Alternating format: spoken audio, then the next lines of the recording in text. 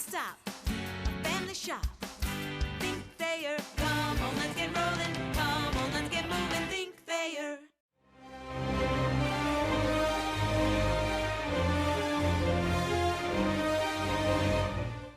Really proud of our effort today by our kids. They bought into the game plan of what we wanted to do. They were unbelievably patient on offense. Really shared the ball well. We had 15 assists on 24 makes.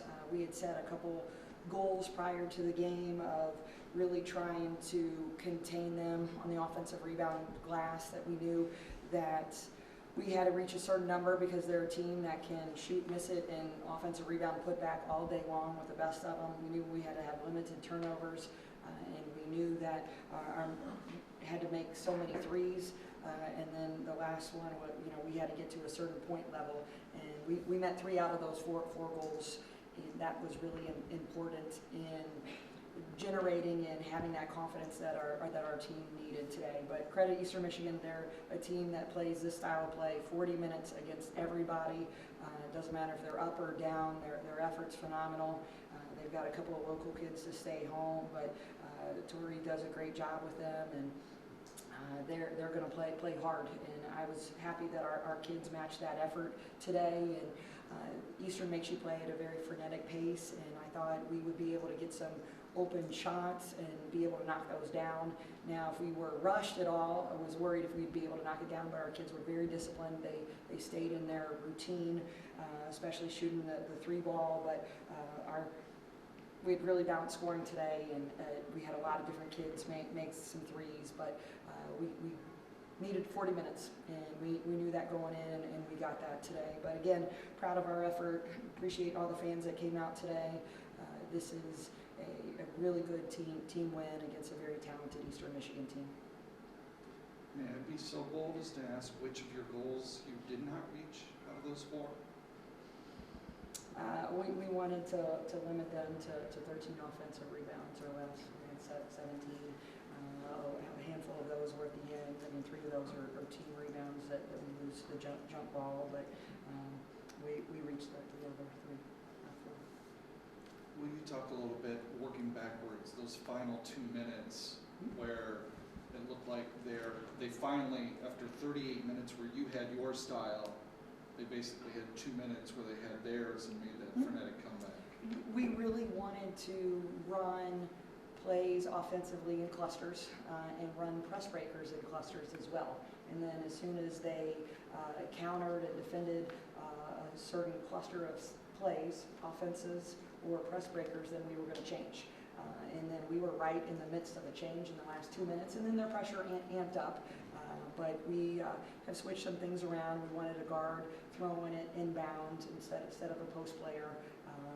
And we took it out very quickly and were unable to set up in our press breaker. So it led to a little bit of confusion, and unfortunately I was out of timeouts, but we were able to get set up in kind of the last press offense that we wanted right there at the end for Curly, and we should have done something else. But again, we're trying to take it out quickly to get it in, and unfortunately we were unable to get set, and that led to a little bit of confusion. But that's going to happen, and again, credit Eastern Michigan. They're very quick. I tell the team all the time, I love you, but they're faster than we are, and that's not a slight, so we just have to be a little bit more disciplined and using some pass fakes, setting up cuts better, and really swinging the ball quickly and making their press move, just like we wanted to make their half-court zone move.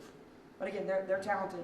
They give everybody fits with that, and credit them. That's his style, and it's the umpteenth different style we played already in conference, and it's just amazing how each coach is different. And credit Tori, again, he's going to run this style that fits the kids the best.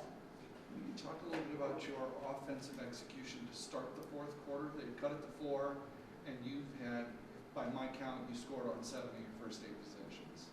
Did we? Wow. By my count. It felt good. We were getting some inside-out looks, outside in, and that's what we wanted to do, to swing the ball. We wanted to be patient. We got a couple offensive rebounds and kicked them back out.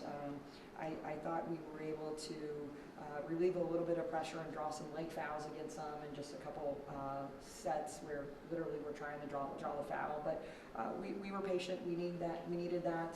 We wanted to score late in the shot clock. Again, that's a fine line between losing your momentum and swinging the ball and also working the shot clock. But with how fast and they can score, we chose that route to go to in the last half. But our kids were confident, and we told them, if you work the ball around their zone, you're going to get freakishly open shots at times. Now, some people make them and some people don't. If you're rushed, you're not going to make it. But our kids stayed really composed with that. And again, they just make you play faster than you want to in the full court and in the half court.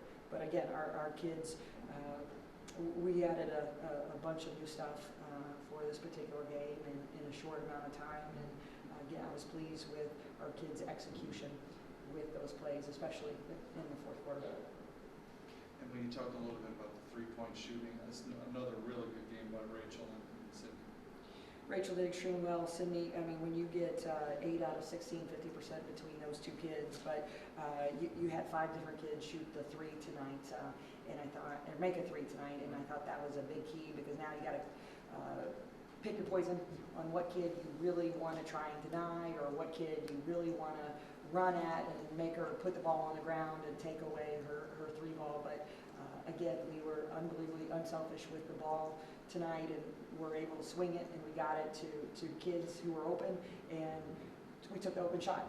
We've been hesitant in the past about taking open shots, or because for one reason or another, and today I thought we wanted to take that open shot when we had to, and they did. Kind of I guess a two-parter. Have you seen a maturation in the team over the last couple of weeks? And I guess if so, how much of that played into the last kind of couple of minutes where you guys are able to hold on?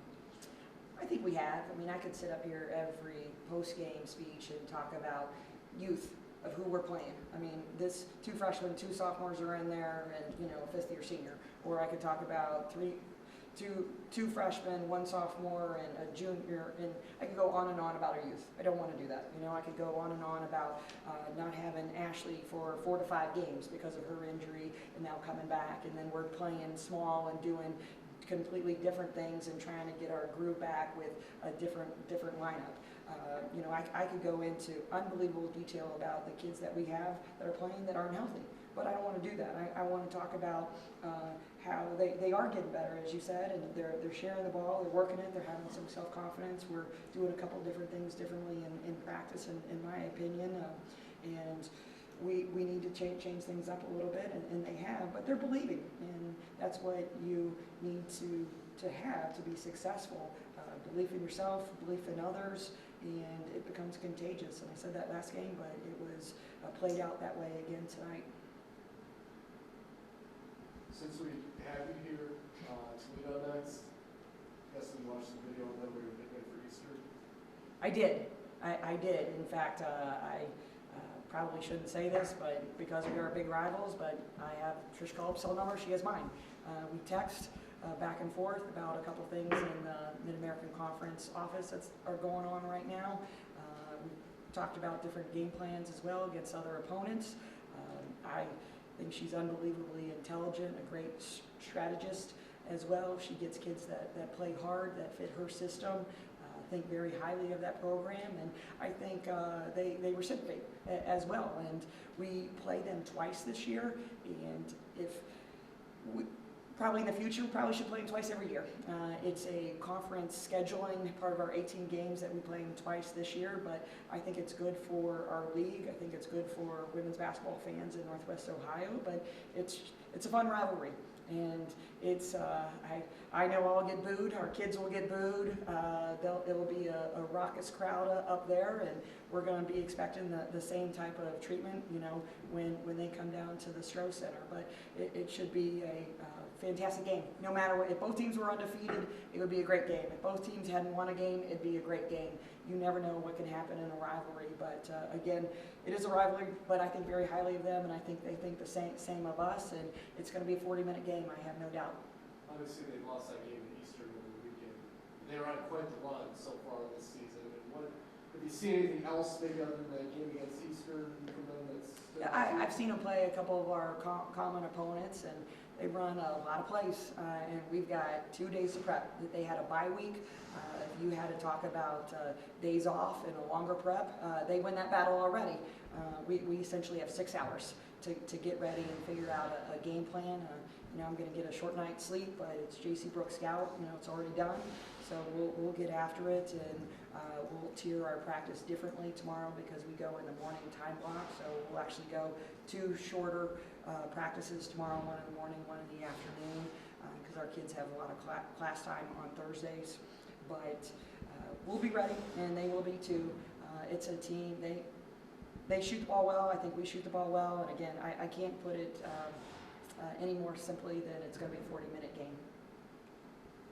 Will you text her to get a scouting report for Saturday or no?